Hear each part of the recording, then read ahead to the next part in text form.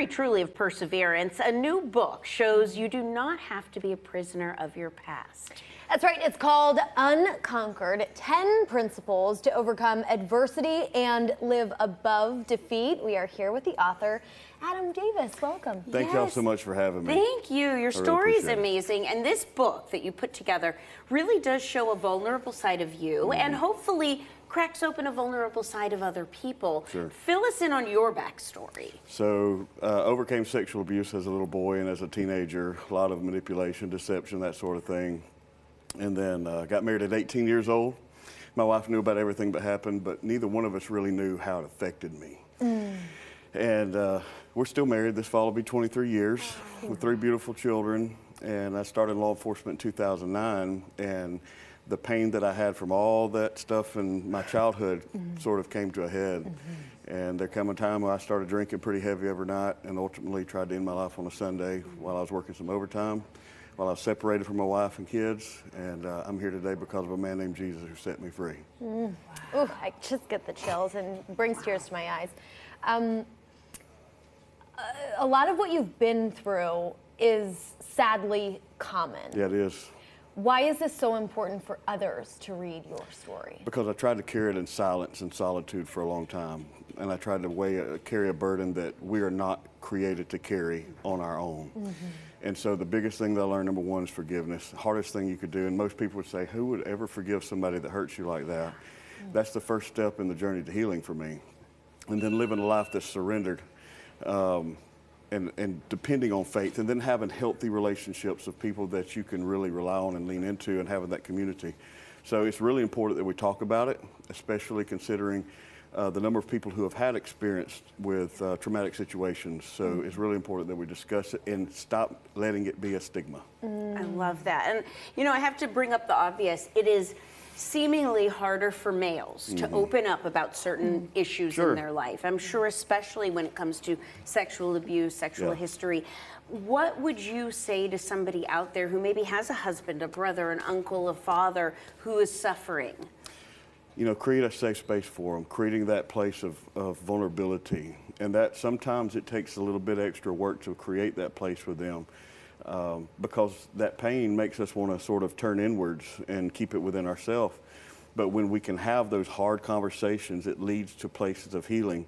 And in your relationships, it can lead to deeper intimacy, healthy relationships that last longer instead of you self-destructing. And for me, that's what happened. I nearly self-destructed and destroyed everything around me. But I'm so thankful for grace. Yeah. Amen. Absolutely.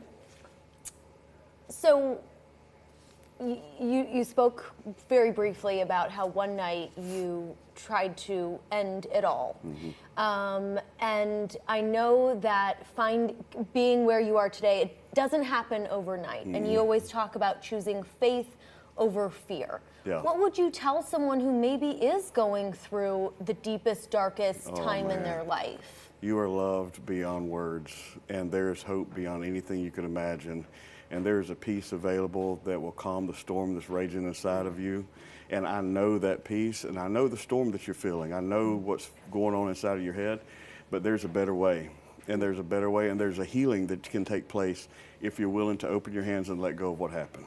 And this book really outlines 10 different tips, principles, theories of getting to that place. Can you, I know you can't tell us too many. That's why you got to get the book. But a couple that you can share with us? Yeah, absolutely. First of all is faith to forgive.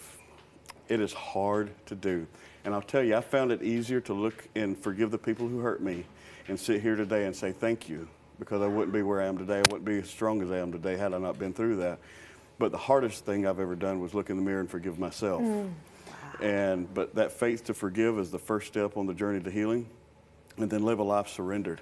You know, we're taught as cops to never quit. We're taught to get in a fight and you fight until you win. You never give up, you never quit.